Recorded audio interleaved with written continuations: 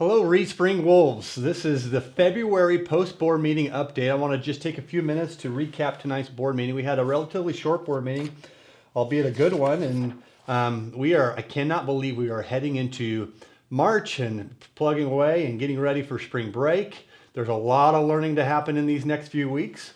We certainly want to encourage families, we want to encourage kids to be here at school, to be in attendance.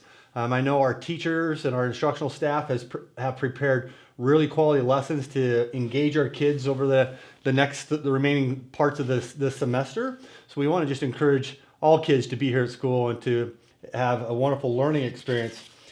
To go through tonight, the strategic plan review that we reviewed tonight, the principle or the belief statement that we will never violate board, local, state, or federal policies.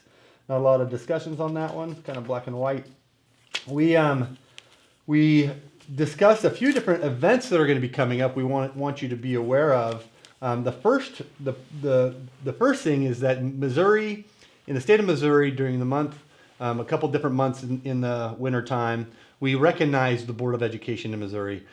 March is the month that we're dedicating, and the Missouri School Board Association is dedicating to recognize our board members for all their work that they do with our kids. Free of charge. They dedicate hours of time making very difficult decisions, and we just appreciate our Board of Education. So if you know a board member, please let them know how much you appreciate them and their work during the month of March. March 8th is our special Golden Friends Luncheon. This is our wonderful traditional event that we've had for years. I think we have a good list already going, so we're looking forward to having our tailgate party and our exciting event with our Golden Friends. And we do have the Respring, second annual Respring Excellence Awards Banquet. This is an internal event to recognize our wonderful staff members. I know the organization, that's the team that's putting together that event, are going to be seeking some support and sponsorships of tables at that event. So if you're a business owner, you may get asked to engage in that. I just encourage you to consider that as an opportunity to support our teachers and our support staff as they're being honored, and all of our retirees that evening in April. A lot of great things happening in the district. We provided just a brief update of our communications director and his work. Ben continues to do a phenomenal job. We talked a little bit about enrollment and attendance. I'm not going to go into it because our enrollment's pretty steady. We did have a brief conversation about our annual performance review. There is information that will be publicly released mid-March that will show how school districts are performing. We have been notified by the Department of Education that data will be released, and there are also significant issues with the accuracy of the data. We're working with the Department of Education, we as in school districts across the state, as our data is not accurate. We're not given a complete confirmation that the data will be accurate when it's posted, but they are going to be releasing it regardless. And so that information will be coming out later on. So we talked about that briefly. We did go over a few items that are on the legislative platform at Jeff City during this time. So we want to make sure that people were aware of some of these things, and our board especially. There has been two different bills, one through the House and one through the Senate, that would look to broaden and expand open enrollment, where students could attend anywhere throughout the state, wherever they wanted to. And so there's some movement on those. We talked a little bit about that. You can find those online if you look up those bills. We talked about a personal property tax reduction bill that would drastically impact schools and their ability to fund staff and educational programs. Short-term downfalls of revenues would be significant, to the point where some districts would have to cut significant programs and lay off staff. So I know there's a lot of public entities, not just schools, who are publicly funded through these local tax revenue dollars that will be advocating for that not to happen. So that we're keeping our eyes on.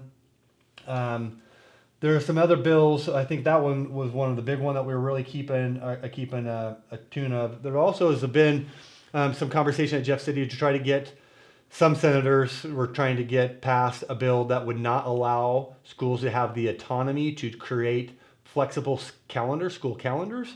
It would mandate calendars of a certain length of time, a certain period of time, and not give local school boards the discretion to do what's best for their communities. We're adamantly opposed to that being a 4-day school week. We have seen that this is a significant benefit for our students, as our students are experiencing quality learning in their classrooms, quality learning. They're finding that they're having more time to be able to complete homework and tasks at home. They're also able to deal with a lot of those social and emotional needs that some of our students have on the weekends and going to doctor appointments on Mondays. And our staff definitely have seen a benefit as well. And so we're wanting to continue to maintain local control. So we're going to keep our eyes out on anything that may be addressing us, impacting the 4-day flexibility of a four-day school week. Moving on, there's some information presented to the board. It's our graduation data that was presented, and that information includes a variety of areas where we kind of monitor how we're doing with our graduation rates, which have continued to increase. Our ACT scores in comparison to years past and the state. It monitors just a variety of other elements, dropout rates and those types of things, and other instructional programming that we do at the high school. We're excited to continue to build on that and really in the future expand and grow our district academically. It's our priority, and that's one of the benefits of a 4-day week, that it's allowed us to be able to really target in and hone in on strong instructional practices as an educational staff. It has given us significant amount of days to be able to collaborate and to lesson plan and to grade. And so again, I don't need to beat a dead horse, but we're excited about that data and the work that we're doing. A lot of great student things happening across the district. Please stay tuned or tune in to Ben Fisher's updates on that. He always does a good job of recognizing our wonderful students for all the accomplishments from on the field, in the classroom, in the arena, in the band and musical, all across the fine arts. He does a good job. So keep notes of that. The board approved adding a couple different additional positions to support our early childhood expansion. So that has gone through, and we're excited to be able to move forward with that. We will be planning on expanding those programs once the building is completed and working on that. So I'm glad the board was able to support Adria Simpkins and her early childhood staff in that recommendation.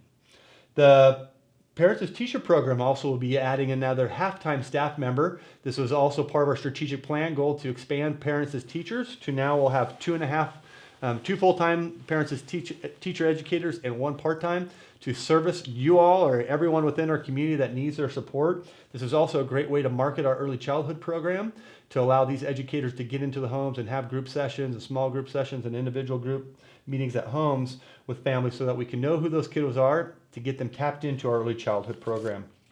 So we're excited about that and the great work our PAT staff already does phenomenal work in that. Dr. Kite presented some high school course edition programs.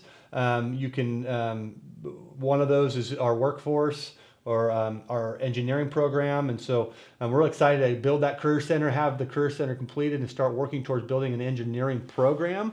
We're also going to be looking at the potential of down the road building into a criminal justice program for our kids in the career center. So Dr. Kite presented that information. More details can be shared at the building level at the high school or in Dr. Kite's office.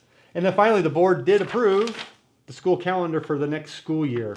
We'll get this put out there and published on our website. We'll make sure that gets pushed out so that you can know what your schedule will look like, or school schedule will look like for next year. You can plan all your doctor's appointments and your vacations around the academic stuff that we're doing here for kids. So a very short meeting. All went really well. Appreciate the support of our boards. Appreciate the support of all of those that are watching, and especially all those that educate our kids and are engaged with our students each and every day. Hope everyone has a great day, and go Wolves.